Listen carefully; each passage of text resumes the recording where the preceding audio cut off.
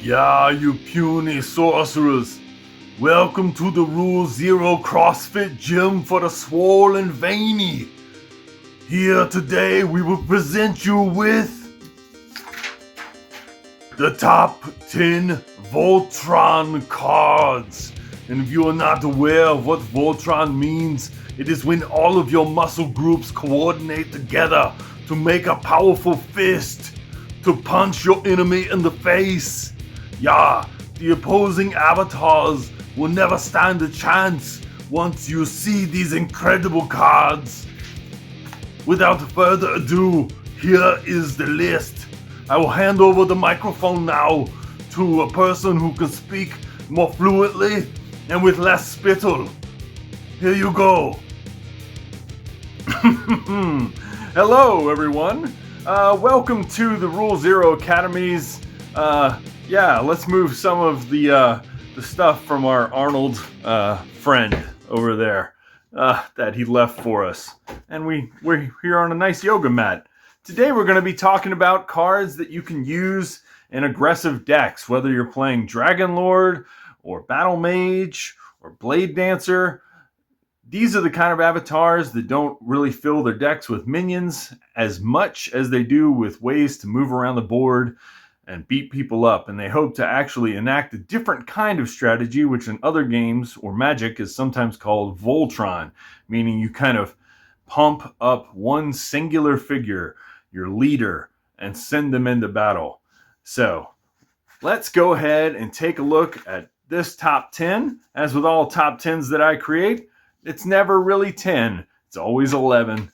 So here we go. First off, honorable mention, a card that has never been seen in any Voltron decks that have ever made a top 8 list. 7 League Boots, 3 mana, unique armor for traipsing and japesing. Bearer has movement +7. The reason I have 7 League Boots in here as well, because is it funny? Yes, it is very funny. This allows you to just fly around the board. They will never see you coming, at least for that first punch, when you get to literally run across the entire stage and just hit them in the face. So now let's get to some more serious picks. These are the kind of cards you will find in top 8 lists, and I will leave some of those in the comments, or not in the comments, but in the description of the video. Let's go to number 10, and these are in sort of an order. You may disagree with some of them, and if so, that's fine. Leave them in the comments below. Y'all have never been shy about that before, and I'm okay with it too. Number 10, Grapple Shot. You guys ever seen Attack on Titan, the anime? If you haven't, I assume that is where this card, this 3 mana air threshold, ordinary magic of acrobatic assault comes from, because it is just like this. An ally shoots a projectile. If it hits a unit, an ally is dragged to that location and may strike the hit unit when it arrives. So this allows you to fly across the board, which is something that a battle mage would love to do. And it also allows you to strike them, which means that you get to take a shot before they ever get to fight back, which is pretty incredible. So that's our number 10. I feel like air is one of the elements that you have to use because of the movement-based strategy that you really need to implement. But I'm sure someone will prove us all wrong. But most of your top 8 lists and such have air and or water. Number 9, Dodge Roll. For all those haters in my comments, the Magic haters that is, the ones who said sorcery is named sorcery because it doesn't have any instant speed effects. Well, this one is one. This is a spell that you can cast on your opponent's turn for 0 mana, 2 water threshold, exceptional magic of nimble and quick. Must be cast when the ally is attacked. The ally could be your avatar. An attacked ally may move to another adjacent location to evade the attack. Now, movement is very important. The way you use that is going to be very useful, but this may put you in a great position. It might not just save you from a really powerful swing that might put you to death's door, but it also might put you in a great location to do some damage after. So this kind of surprise damage or a surprise dodge roll could be very useful in a fight for your life when you're in the enemy lines you've crossed over. Let's look at number 8. Number 8, I think I have some multiple cards in here that may have similar effects. We have... Nope, it's just one card. It is Shrink. Bullying is good? And what I mean by that is, Shrink reads, for 1 mana, 1 water threshold, exceptional magic of brief diminution, set the base power of target nearby unit to 0 until your next turn. So, if you know one thing about avatars punching minions, it's that it's often not recommended. It's almost like when they don't tell you to punch a wall when you're a teenager and you're an angry dude, and because you'll break your hand. Avatars are not ordinarily the strongest things, and they will take damage to your total life if you hit something. So punching a Lord of Lies, not often recommended. However, if you were to shrink them and turn their power to 0, they can't hurt you anymore and make you feel strong. Look at this little guy. Look at him. He can't hurt you. Your tormentors are now little tormentors. Number 7. We have Order of the Pale Worm / Fields of Fixus. So, when you go to the gym, you are going to need a spotter. The gym is none other than Fields of Pixus, an exceptional site of Smothering Serenity. It's an air site. The site directly in front is Silence. Fields of Pixus allows you to take away ward from sites. It can also take away, obviously, other troublesome sites. Silence means that you basically take away abilities from the text box, except for basic abilities such as creating threshold or mana. So anything that the sites are doing, sort of like a troll bridge or anything that might be kind of keeping your avatar from getting where they want to go, Fields of Pixus can take care of. And I have behind it Ursat's Plats, which is an elite site of unsettling pillars and slats. You can play an exceptional site from your collection here, banishing this site. So this is a way you could play 2 of these in your aggressive deck and just have sites like Field of Fixus, in your, along with maybe some other toolboxy type of sites in your collection. And then whatever you need, you can kind of fetch in the game. But it's also good to have a spotter at your gym. An Order of the Pale Worm meets that requirement. 3 power, nothing to sniff at. Nearby sites and units lose ward. If there's anything a battle mage hates more, it's punching a thing and having their fist bounce off of it. So battle mage wants to be able to hit a thing, destroy it, and then be able to draw a card off of it. So Order of the Pale Worm makes sure that that is possible. And yeah, so this is sometimes in Avatar or Avatar-led Voltron type of decks, you actually want to have a bunch of utility minions that can kind of help aid you in your quest to punch people in the face. And this is a good one. Next up on our list, number 6 is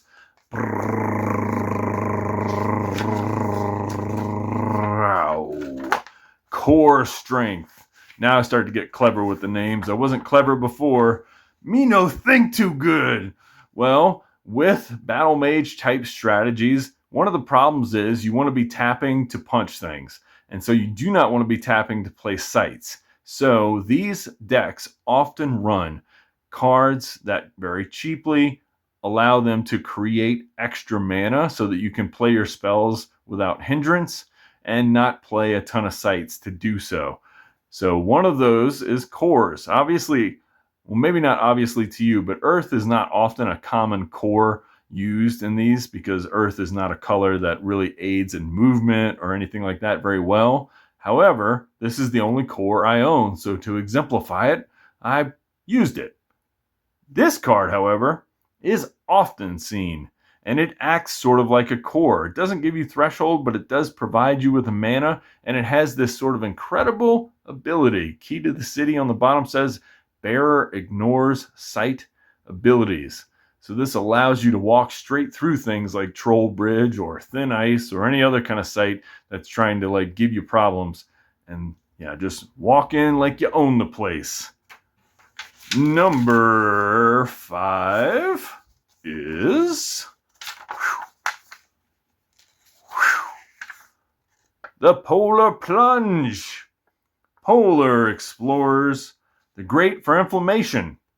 So, but in sorcery terms, not in Gym Bro terms, 2 mana, water threshold, 2 power, elite mortals on an icy expedition, allied units, a unit is your avatar, here can move if the top and bottom, as if the top and bottom edges of the world were connected. So this allows you to move all the way from the bottom to the top and hit the other avatar who's trying to sit there and control things. We don't want them to do that. We don't want them to sit around and feel safe. Polar Explorers allows your avatar to now tackle them when they least expect you, which is fantastic. And 2 power is nothing to sniff at. They can get a couple punches in as well. Number 4. Chase the chicken rock. Or just bring the chicken to you if you're being particularly smart. In water and air, the sites or the elements that are often used in these strategies, sometimes enemies, aka your friends who are playing against you in a tournament or just for fun, will try to keep their minions away from Battle Mage or Blade Dancer, and they'll think they're being really smart. They'll be like, you can't attack my minion because they're 1 or 2 steps away from your avatar. They're safe. Sites like Wuthering Heights and River Rapids allow you to turn the tables on that safety. Once on your turn, you may push a minion on connected rivers 1 step, or once on your turn, you may fly a minion atop here onto a nearby site. So these are only affecting minions. You can't really push your avatar anywhere, but you can push their critters closer to you and your whirling fisty hands. Did that come out right? Obligatory fisto meme right here. All right, next up, number 3. Can you tell what it is? Roid Rage, also known as Screaming Skull, particularly with things like Blade Dancer. This is really fun to get 3 attacks. It says whenever bearer attacks and kills an enemy, it untaps. Roid Rage is pretty sweet. I mean, Screaming Skull, sorry, they're both alliterative. Screaming Skull is really sweet. It allows you to, if you're a battle mage, to get 2 cards to draw. If you have enemies sort of lined up in a row, or if you have tokens that are sitting there trying to protect the avatar, you can quickly kind of beat your way through them like a barbarian in Diablo with something like this elite relic. So run a couple of these in your deck to good effect. Number 2, we have a beautiful foil card. Everybody Scatter. Feels like it should have an exclamation point on the card itself, but it does not. But Scatter is a great card. Again, it's in air and it's in water. It's the type of elements that you want to use for this strategy often. Although sometimes fire does see play, and I do want to comment on that. There are certain cards like Warhorse, Cerberus, I believe, a few other things, Smokestacks of Gnak, some other things that you might want to try out if you want to go with that sort of pattern. But we're talking water and air today. Leave comments below if you have a fire deck that you like to attack people with. Back to Scatter, it's 3 mana. It's an exceptional magic. You can run 3 of these in your deck. You push everything at target location 1 step, 1 at a time. And you can push them in different directions. You do not have to push them in the same direction. So if they have a necromancer avatar, say, and they're surrounded by 5 skeletons or frogs, guess what you can do? You can push that avatar to the right, push all the frogs to the left, and all of a sudden, where they thought they were safe, they are not. Really sweet. Let's look at the back. How wild is that? Awesome. Number 1. What do you all think it is? let's take a moment, pause, look at this sweet karate guy kicking the back of a horse's butt before we look at this card. Do you know? It is none other than the Rack. Do you agree? Do you disagree? Number 2, the Rack. A unique device encourages growth. Whenever the bearer strikes an avatar, stretch them so that they occupy another adjacent location. Then they lose 1 life for each location they occupy. The reason I have the Rack in here is because not only does it get you to the promised land of having your enemy avatar on death's door, it also makes them much more vulnerable to the final blow once they get there. See, you're going to have extra minions like Polar Explorers, Order of the Pale Worm, other things like that, maybe a Warhorse if you're going in fire. And the bigger, the more stretched out that avatar becomes, even though this causes them to lose life, and that won't kill them when they're on death's door, if they're like 3 or 4 spaces too large or big, then that means they can't really run away. The end game is often an avatar just like running 1 or 2 steps ahead of you, and it can be very annoying for an aggro deck to have to go through that because your card draw is probably not as good as theirs, your spells probably aren't as good as theirs, and you want to end it as quickly as possible. If you have the chance to hit an enemy avatar with the Rack early on in the game, it can assure victory in the late game. And that's why this is the number 1 Gem Bro, smack it up, punch him in the head card. I would say give this strategy a try. Have you given this strategy a try? I will post some really good deck lists from people that are not me in the descriptions below so that you can check it out. Yeah, and until next time, I hope to see you contesting in the realm, hopefully with some boxing gloves on, beating your foes into ever-loving, beautiful submission. Peace out.